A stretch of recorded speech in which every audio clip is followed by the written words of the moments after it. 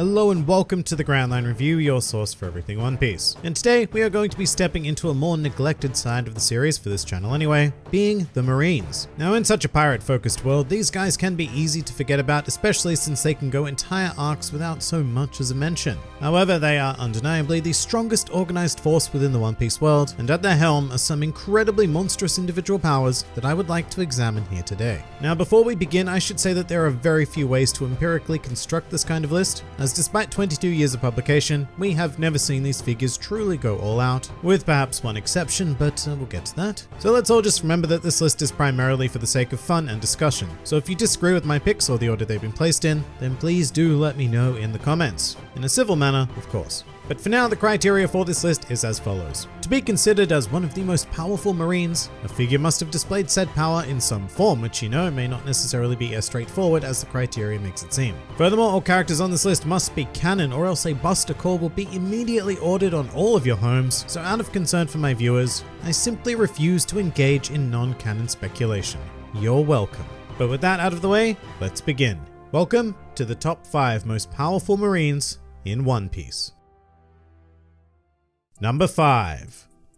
Fujitora. Kicking things off, we are heading straight to the top with an admiral, and this should be a pretty scary indicator of what's to come. So Fujitora is still a relative newcomer to the series, having been inducted into the Marines during the global draft following the Paramount War. But in that 2 years, he rose rapidly to the rank of admiral because this man is not to be trifled with. Now a lot of this has to do with his ridiculous devil fruit known as the Zushi no Mi, a paramecia type fruit that allows him to manipulate gravitational forces over whatever area he chooses at will. And to demonstrate just how potentially broken this power is, Fujitora is even able to extend his control of gravity into space and summon a meteor to collide with his unfortunate targets. But in addition to this, Fujitora also possesses incredible unnatural strength and speed, as well as a proficiency in armament haki and a specialty in observation haki. The specialty was a necessary development as Fujitora is blind, a condition that was self-inflicted, so as not to gaze upon the injustice of the world. However, this restriction has led to a highly advanced development of observation haki that almost certainly borders on, if not is, future sight, and he can sense all living things around him very, very clearly.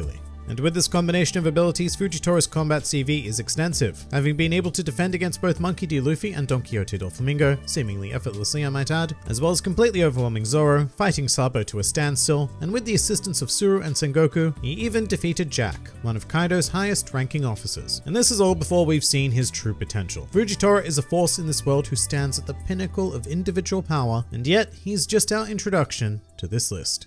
Number 4.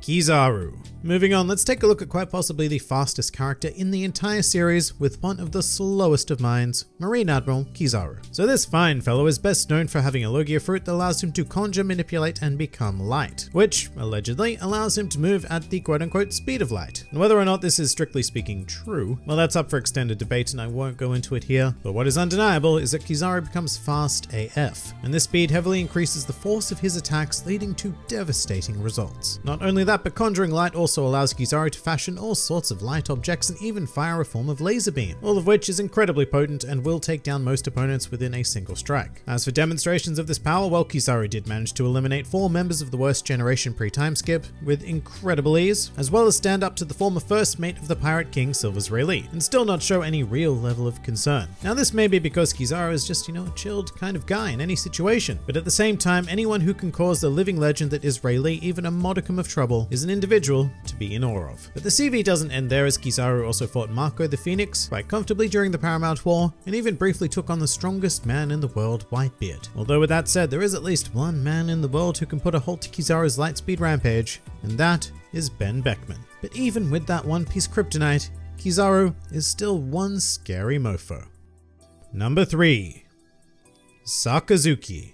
So because this is an examination of strength, let's immediately kick this guy off with a statement from the One Piece Vivia Card databook in relation to Sakazuki's Devil Fruit abilities, which were referred to as having the highest offensive power amongst all Devil Fruits. Pretty compelling stuff there, and the Maga no Mi, which allows its user to conjure, manipulate, and become magma, does not disappoint in that regard. Even with Haki in mind, there are very few individuals in this world capable of taking on Sakazuki due to the incredibly deadly nature of his Devil Fruit. But that's not all there is to this man, because physically he is also an absolute beast, which was clearly demonstrated during the Marineford arc when Sakazuki engaged in an extended bout with Whitebeard, managing to tank 2 Earthquake and Haki-infused point-blank attacks from the strongest man in the world, one of which was notably powerful enough to carve the entirety of Marineford in 2, and it was still not enough to put Sakazuki down for good. Furthermore, during the skirmish he also managed to deal grievous wounds to Whitebeard, at one point punching off a huge chunk of his head, or moustache if you watch the anime. But one of Sakazuki's more famed battles would be the fight to decide the next Fleet Admiral against Kuzan, which was conducted on Punk Hazard, and while we did not see the fight firsthand, the results ended up radically and permanently changing the entire climate of the island. And just to cap things off, Sakazuki is a man who is able to fill even the jovial and ballsy Blackbeard with terror, as at the mere mention of his name, Blackbeard immediately fled, not wanting to get into a confrontation with him. I'd also mention that Sakazuki was of course the one to kill Portgas Ace, but I'm not entirely sure how fair it is for this discussion, as the Mago no Mi is a higher order fruit than Ace's Mera no Mi, so he never stood a chance. But if anything, I suppose that once again goes to emphasize the sheer power of Sakazuki's Devil Fruit, and along with everything else, there is no denying that he is one of the most powerful Marines, as well as just straight up one of the most powerful characters within the entire series. Number 2. Sengoku.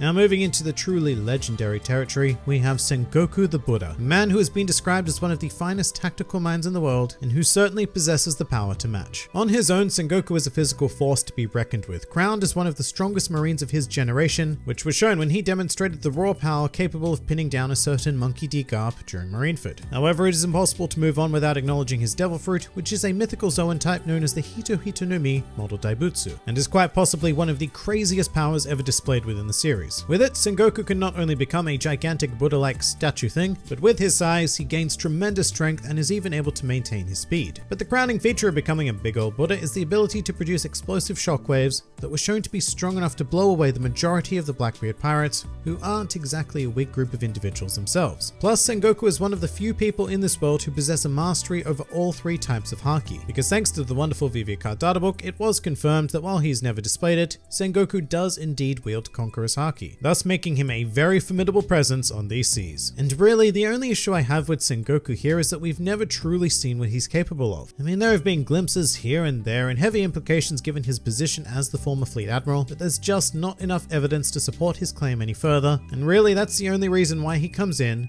at number 2.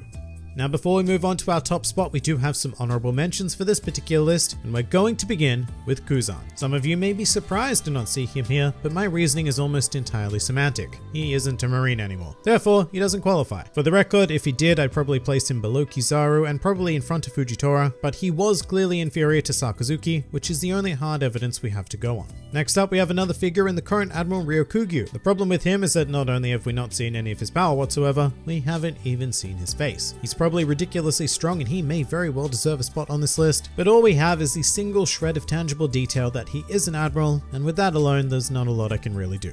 And we're in a similar situation with former Fleet Admiral Kong. Many people may try to make the argument that he's one of the strongest Marines to have ever existed, and once more, it may even be true. But while we've actually seen his face, he has no more place here than Ryokugyu, although I'm very much hoping that the series will expand on him in the future, perhaps through a flashback or something of the like. But for now, I think it's only appropriate to get back into things and conclude this video with number 1.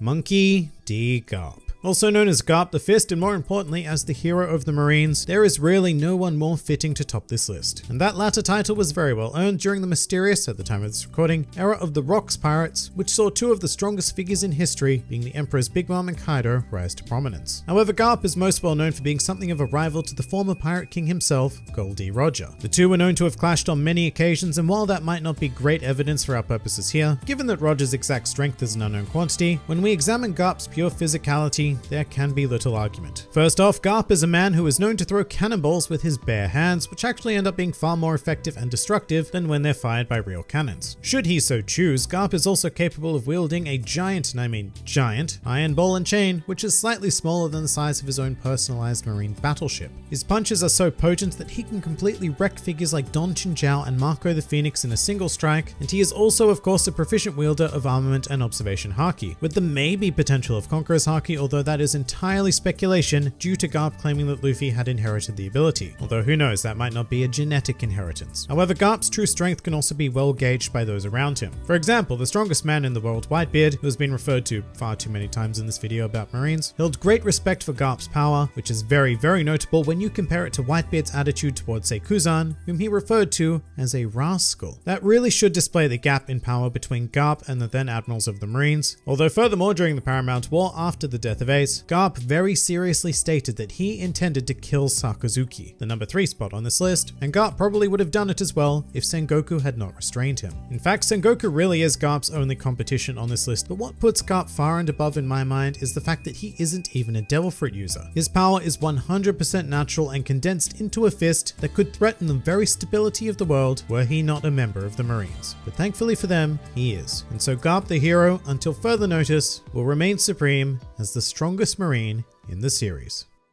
But that pretty much does it for the top 5 most powerful Marines in One Piece. If you enjoyed this video and the content this channel produces in general, then please do consider donating to the Grand Line Review Patreon, because the support of all of you amazing people is what continues to make this channel possible. And if you'd like to see more videos like this but applied to other anime and manga series, then please do check out my second channel, New World Review, for all of your wider needs. And if you'd like to join the fun at any time, then please do head over to my Discord server, where a wide array of shenaniganry takes place on a daily basis. And finally, please do comment with your own most powerful Marines in the series. This has been the Grand Line Review, and I'll see you next time.